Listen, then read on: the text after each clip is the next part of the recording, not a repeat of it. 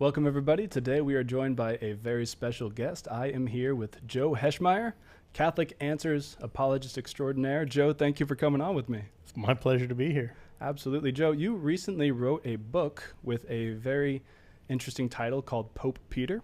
And I think that if there is one apologetics question that solves all of them, it's the question of the papacy.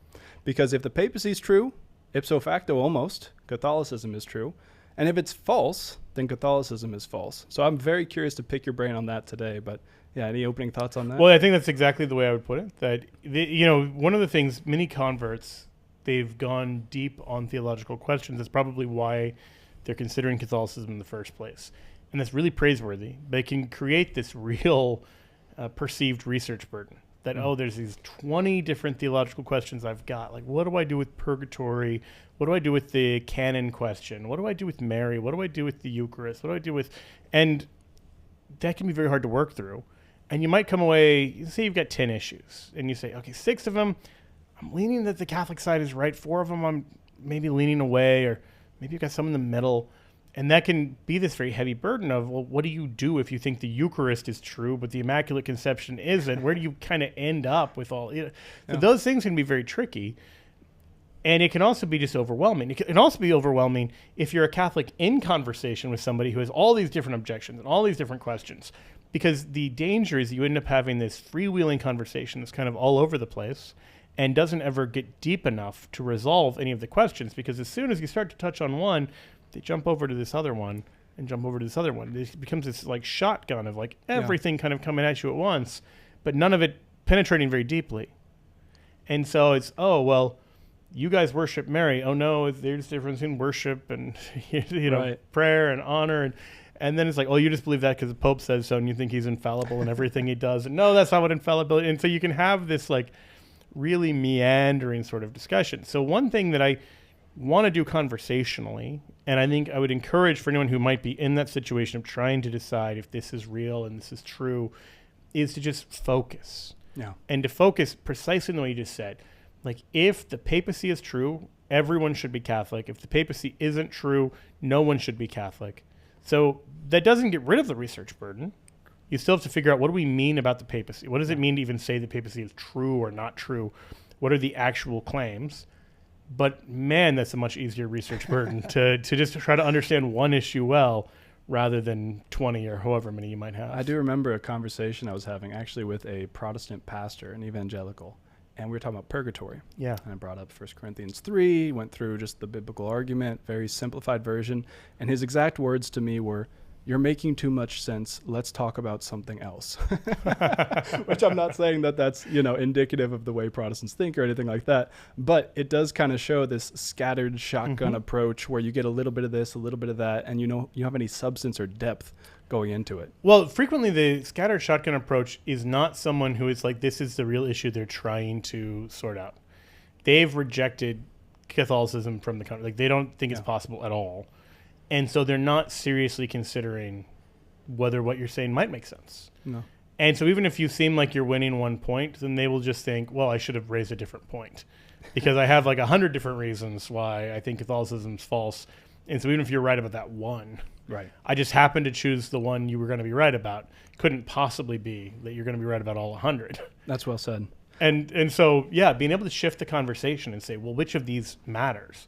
Because the other thing is, if you're right about that and it doesn't move the dial at all, if you're going to stay what you are and I'm going to stay what I am, what are we doing? Right. Like, what are the stakes here? And so being able to say, here's one that actually really, really matters. And as a result, we should both talk about this. Because, yes, a Protestant could believe in purgatory and remain Protestant. C.S. Lewis, very famously. Yeah. It's kind of in that camp.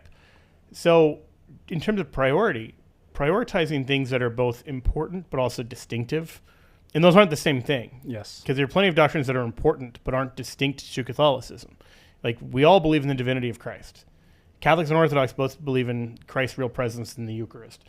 So those questions alone don't tell me if I should be Catholic or not. But the papacy does.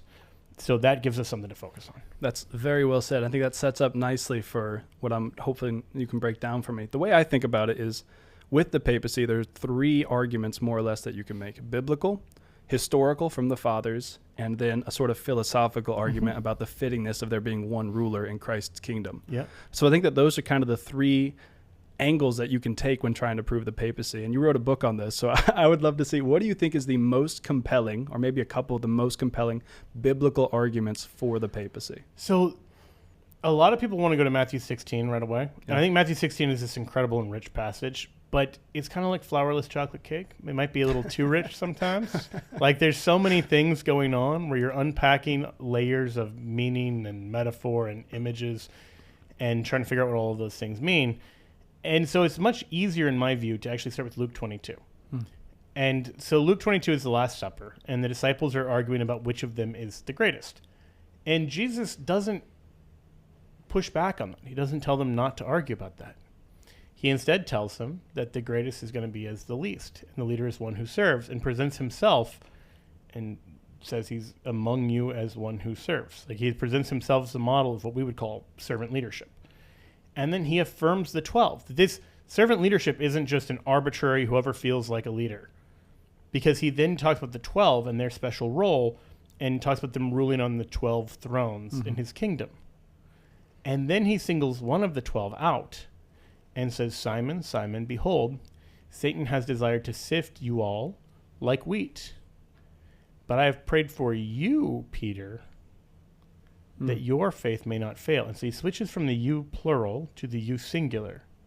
And when you have turned back, because you know Peter's about to deny him 3 times, when you have turned back, strengthen your brethren. So think about that passage. So first, we often don't read those things together, but they flow very smoothly in Luke 22.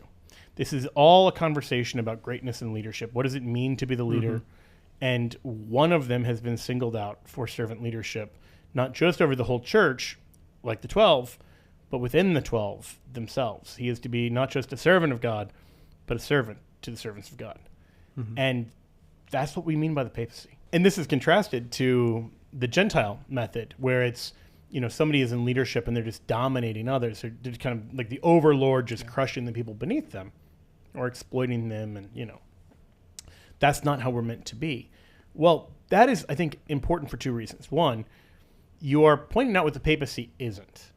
Because many objections to the papacy are just, well, the Pope isn't always an overlord. And it's like, well, good, he's not meant to be. Right. You know, like, why didn't the Pope just resolve every issue whenever it arose? Because that's not his job. Right. That's not what good leadership looks like. It'd be like saying, well, is Steve Jobs really the founder of Apple and the head of it for all those years? He didn't make every decision when things came up. It's like, no, a good leader doesn't do that. Right.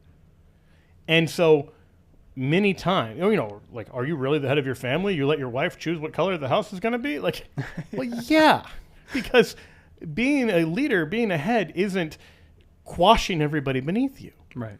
And so getting what we even mean by leadership right is so important to making sense of whether Peter is that leader or not. And then once you have the right view, well, the answer is right there on the pages. He's just said what leadership is, that all 12 of them are going to have it in one sense, and Peter's going to have it in a unique sense. That's it. Yeah. I mean, everything else is just details at that point. Yeah. So would you say that that passage alone is sufficient to kind of give you the seeds of the papacy? Or would you say that it's that in tandem with Matthew 16, Isaiah 20, all these other biblical arguments? Sure. I think you're right, because like any one passage, you could look at it and say, well, we don't know all of the details of that. And in the case of papacy, we have such a deluge. Like, you look at how many times every other apostle is mentioned, and you put all of those mentions together, and it doesn't total the number of times Peter is mentioned. Yeah. And you look at every list of apostles, and all of the ones that have Judas end with Judas. And all of them begin with Peter. And none of them match in the 10 in the middle. So they always have the same start, and if Judas is present, the same end. And then the other 10 are in, you know, like there's some order, but not a strict order. Right. Like 2, 3, 4, 5, 6, 7, 8, 9, 10, and 11. Nobody's in those same spots every time. So that tells us a clear sense of there being a primacy of some kind of Peter. He's some kind of leader. We can then talk about what that leadership is meant to look like. But at least let's acknowledge that Jesus seems to be putting leadership capacity on Peter, not just Peter choosing it for himself, that Jesus is affirming him in this and choosing him for it. And this is mentioned in several other places. You know, in Luke 5 with the miraculous catch of fish, you've got 4 apostles there present. It's Peter, Andrew, James, and John. Mm-hmm. And Jesus singles out Peter and tells him he's going to be a fisher of men. Or you've got Matthew 17 with the miraculous catch of fish the second time. This time it's just 1 fish.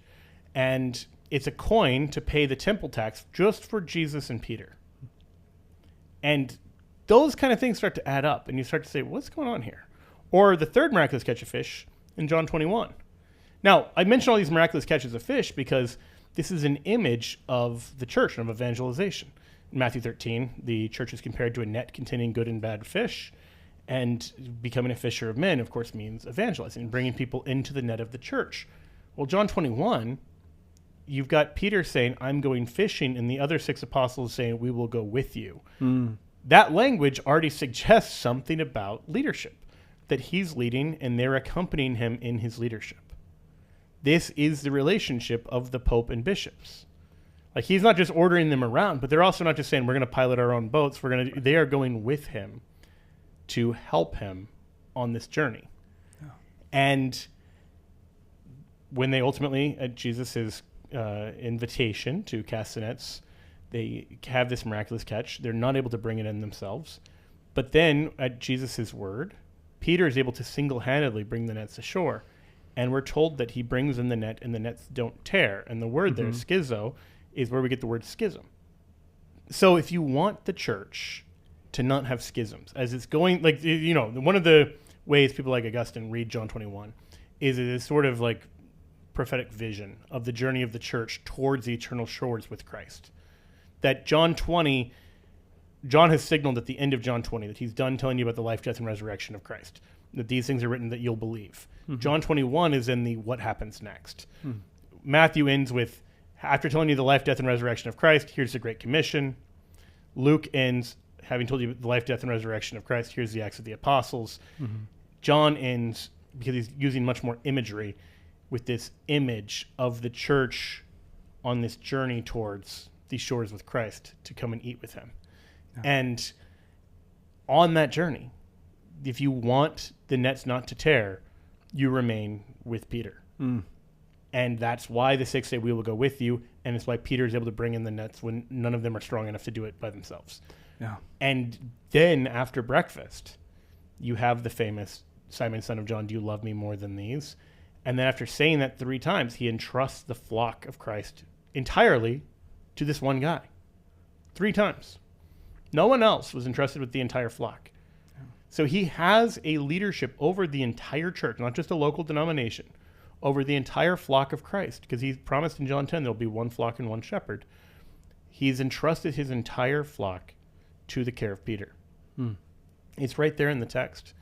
And everything else, as I say, is just kind of detailed. So I don't think it's just like one verse or one passage. Yeah. It's, you know, it's a fair question to say, how much would we know if we'd had like one less bit of information? But the truth is we have so much, and we're still only scratching the surface. We still haven't talked about Matthew 16. We still haven't talked about Isaiah 22.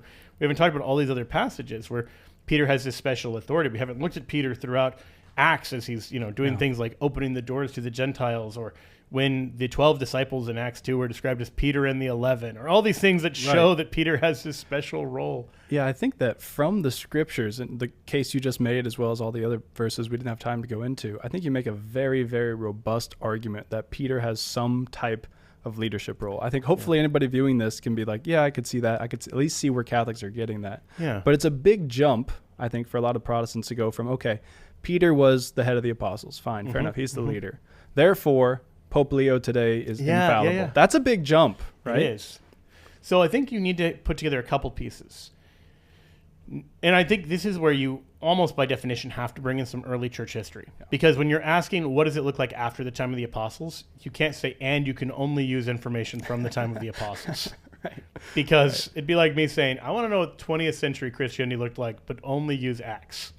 Like, that's such a bizarre burden that it's going to make it almost impossible. Yeah. So you can't complain that we're going to have to go outside the Bible if you're asking for a question about things outside the Bible. Right. Just know that at the outset for people wanting to know that.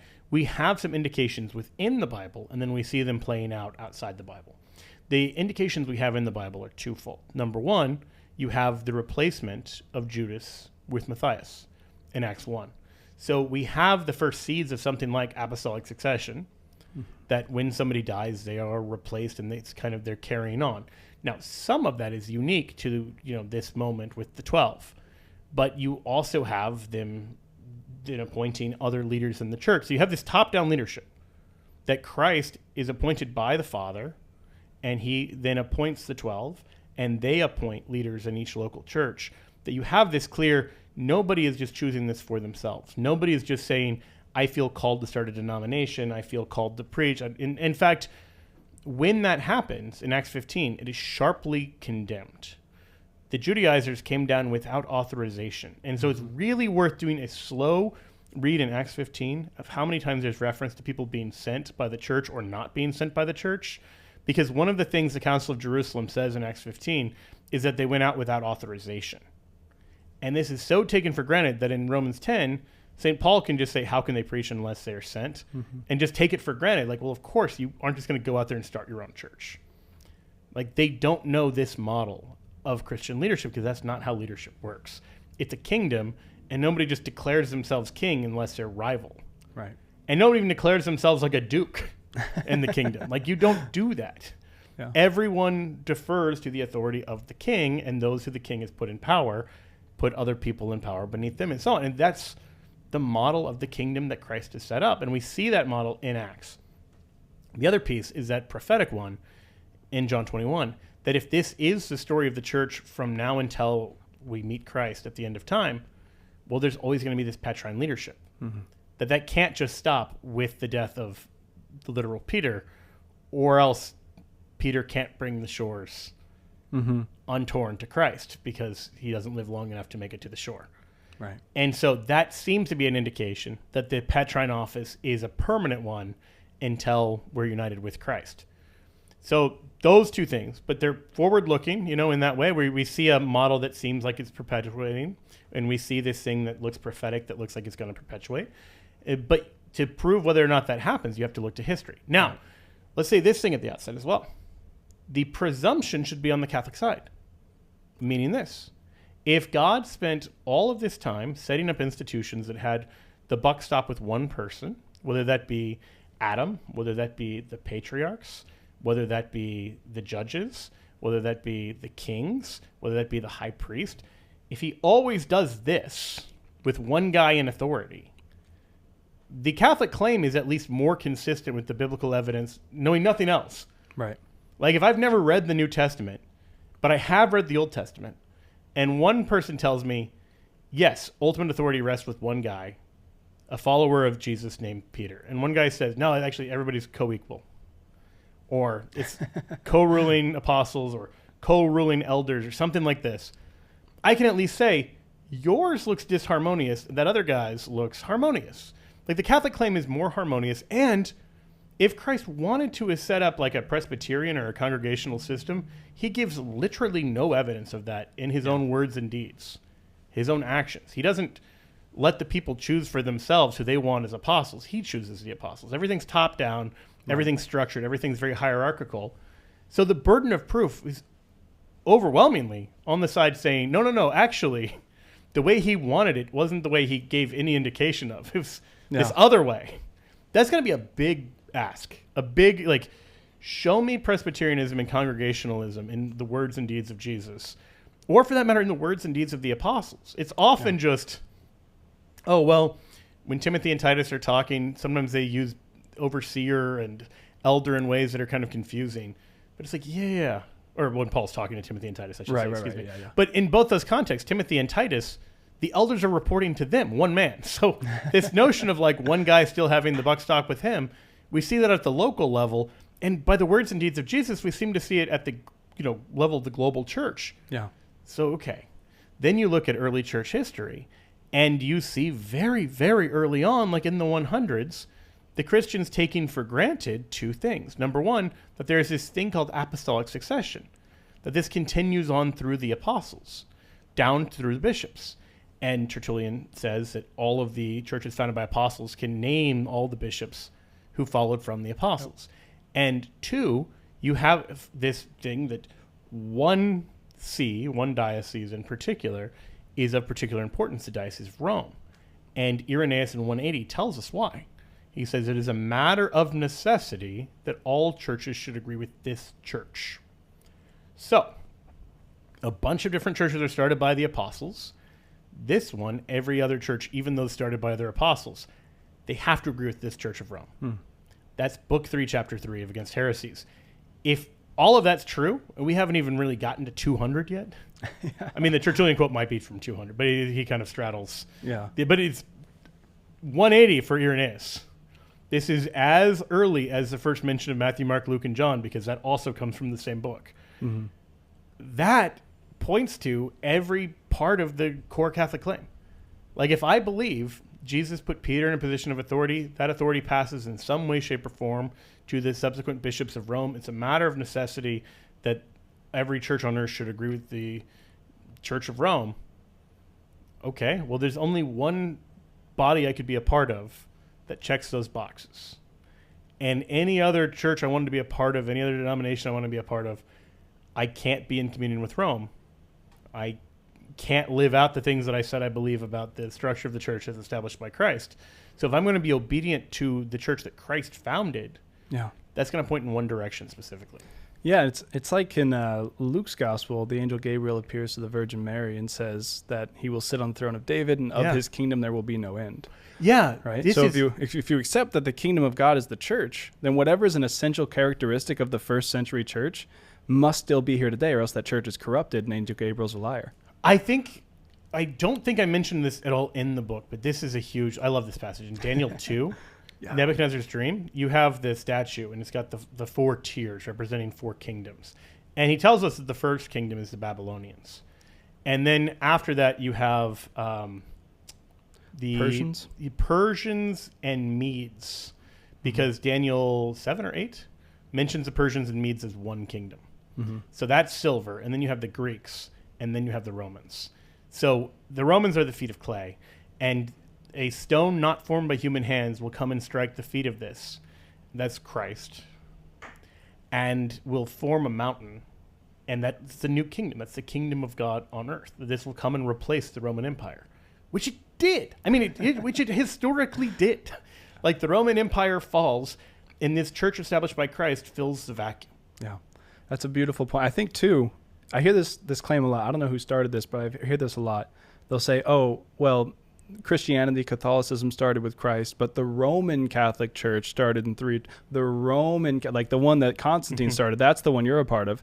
But if you take that prophecy of the 4 layers of the statue, the feet are clay, the feet are the Roman, right? Yep. It seems like there's a biblical prophecy that says that Christ's church is going to be headquartered in Rome. Right? I mean, at the very least, it's going to be headquartered during the time of the Roman Empire. Fair enough, yeah. I mean, I don't know I wouldn't want to go too localized in terms of, there's some indications, even casting the mountain into the sea. Some have read that as a prophetic image because the sea was an image. This is what separates Jerusalem from Rome, of the movement to Rome.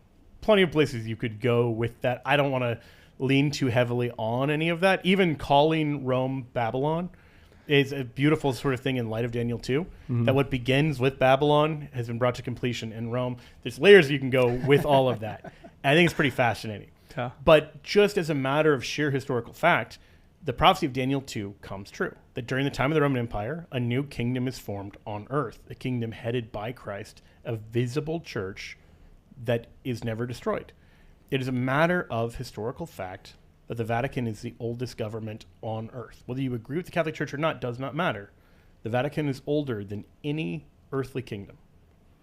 And that matters. That's huge, right? Like, we see this thing much older than the people claiming, the 300s, blah, blah, blah. I mean, look, the quotes I gave from Tertullian, from Irenaeus, from the scriptures, those aren't coming from the 300s.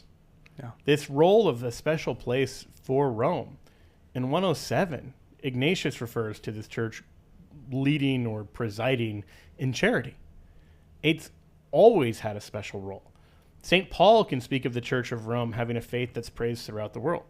Like, this there's a special thing going on in Rome from the time of the apostles forward. Do we have the exact contours of that? Maybe not. But you have enough of a sense of that if you say, okay, where do I find that? Then you go to the early 300s, before the legalization of Christianity, I think. St. Optatus of Miletus is writing against the Donatists. I don't know if it's certainly before Christianity becomes a religion of the empire, because that's at the end. That's like 370. Yeah. It might be after the Edict of Milan, but if so, it's not much after. And in Against the Donatists, Optatus talks about how you can know where to find the church. And he says that there's one cathedra, like one seat of authority, and it's entrusted to Peter, and it's in Rome. And the reason he does this is so the apostles won't form some separate cathedra and become like a rival power. And if you think about it, this makes perfect sense. When Joseph Smith dies, Mormons split into the LDS and the RLDS and the Beckerites and a bunch of other different groups. When Muhammad dies, the Muslims split into the Sunnis and Shiites and so on. When Christ dies, the apostles don't split into a bunch of different groups. Right. And when the apostles die, they still don't split into a bunch of different groups. There is a clear unity that allows the church to remain unified, but it's a visible unity. It can't just be we all accept the teachings of Jesus, just like it can't just be we all accept the teachings of Joseph Smith or of Muhammad, because that's not enough to keep people unified. There needs to be an invisible nexus of unity. Yeah. And we have that in the person of Pope Leo. And so if you're in full communion with Pope Leo, you're in full communion with the Church of Christ. And if you're not, then you're not. Right. And that's a much easier test than, well, I understand Jesus to mean one thing, you understand him to be another one. And so we're only going to harmonize once we both have identical understandings, because that's never going to happen. Right.